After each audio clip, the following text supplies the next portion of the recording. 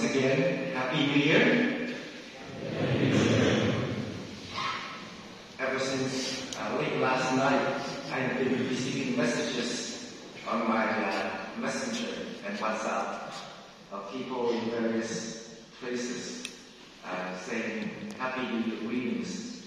For people from the chopstick countries, Korea, China, Taiwan, Vietnam, and migrants from those countries.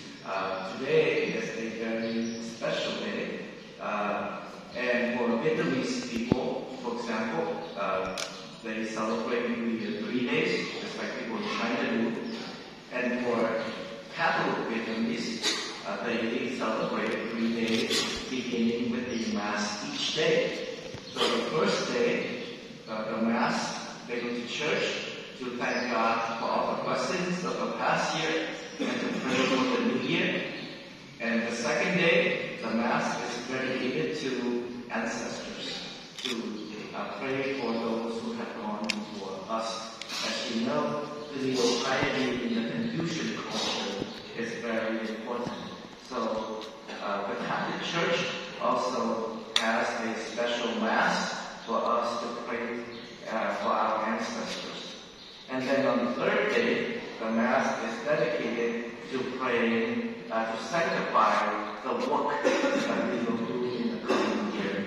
So each day has its own theme, and that's how Vietnamese Catholics celebrate the Lunar New Year. And of course, all the festivities and all the visiting and all the eating and a lot of drinking as well. So today, we celebrate this convergence of two meaningful occasions. The feast of St. Joseph Freinademetz, our beloved missionary saint, and also the Lunar New Year. And as I reflect on these two occasions, I see that both of these occasions are very rich with themes of transformation, renewal, and also commitment. And so this wonderful feast invites us to reflect on how we can embrace these values in our own lives as divine word missionaries. And first of all, the new year calls us to be open to new things, to new experiences, to step out of our comfort zones, and to see the world with new and fresh eyes. And with this outlook, we can also follow the example of St. Joseph. St. Joseph was born in a small village in the mountains, the Alps of Italy. But his heart longed to serve beyond his familial world. And he left his home behind. He embraced a radically new life as a missionary in China. He immersed himself in the Chinese language, culture, and traditions, not as an outsider, but as one who is eager to understand, to learn, and to integrate. And so, like St. Joseph, as missionaries, many of us here may be also born from rather small villages, from rural areas, but we are also having this dream to go beyond our familiar settings, to go to different places in order to experience new things.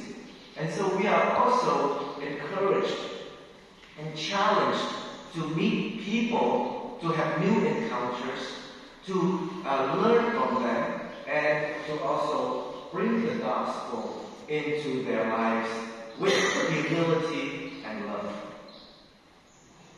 Secondly, the Lunar New Year encourages us to reflect on the changes that we need to make in our own lives. These are changes in attitudes, perspective, or priorities. These are the things that will make us better disciples of Christ. So here we can also be inspired by St. Joseph, whose openness extended beyond external experiences.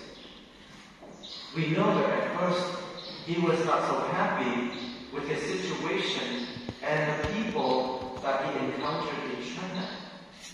But Joseph allowed himself to be transformed in order to overcome his Eurocentric perspective. And he came to see that being a missionary was not about changing others, but about mutual transformation and growth.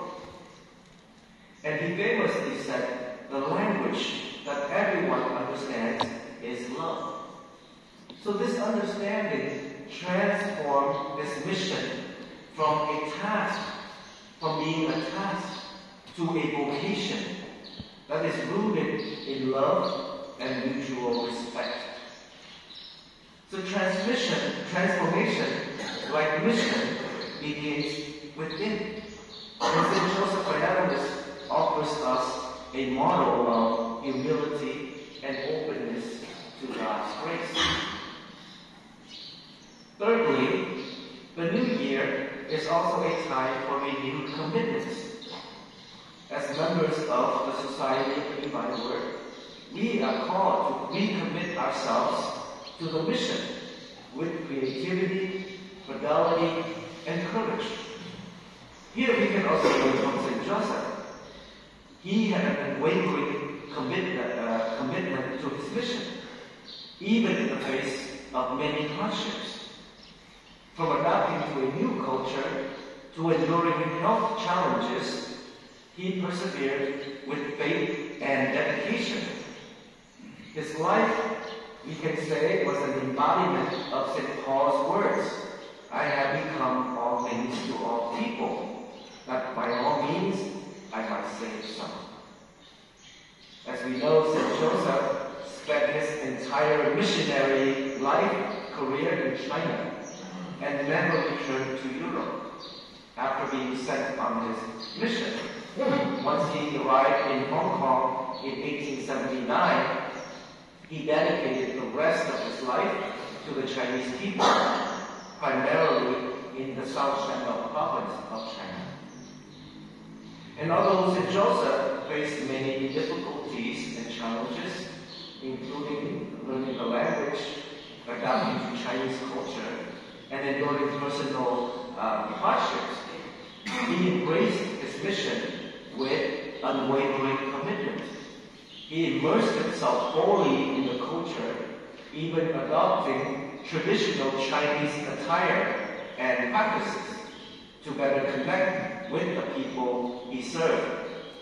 Many people have observed that when we look at photos of Joseph in his later years, he looks very Chinese, not only in his dress, but also in his demeanor, in the expression that is on his face. And it shows the deep influence, the deep enculturation that he has experienced, not only internally, but it also displays on his face. And Joseph was firmly believed that being a missionary meant becoming one with the people. And he famously said, I love China and the Chinese. I want to die among them and be buried among them. And as we know, he did die among them, and he is buried among them. In the church today in general, as well as in our SVD congregation in particular, one of the concerns that we face today is the lack of long-term commitment by our young converts in mission. Many young converts request for change of ministry, change of mission, or even to return to their home province only after a short time in the mission field. And so in this respect, we have much to learn from Saint Joseph. He reminds us that true commitment involves sacrifice, love, and also trust in God's providence. And before concluding, let us reflect on the virtue of gratitude, which is deeply rooted in the spirit of the lunar new year. Gratitude draws us closer to God, who is the source of all our blessings. And gratitude reminds us to honor those who have gone before us, our ancestors, our mentors, and our spiritual guides. As divine missionaries, we have much to be thankful for. We give thanks to God for the gift of our vocation, the communities we serve, as well as the communities that we live in at this time, and also the privilege of sharing the gospel. We also express our gratitude to Saint Joseph Freinademetz, who is our spiritual ancestor, for his inspiring legacy. But gratitude is not merely expressed in words, it is lived out through action. True gratitude leads to a concrete response.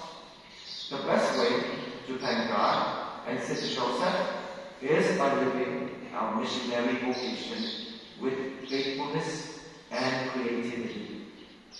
By embodying His spirit of love and openness, and by dedicating ourselves to building bridges of understanding and compassion in a wounded world. So as we celebrate the feast of Saint Joseph and welcome the new year, the year of the snake, let us embrace the call to self-transformation, renewal, and gratitude. Let us be inspired by Saint Joseph's example to open our hearts to new experiences, allow ourselves to be transformed, and commit wholly to our vocation and mission. And let us live a life of gratitude, thanking God for God's blessings, honoring the legacy of those who came before us, and witnessing to the light in words and deeds.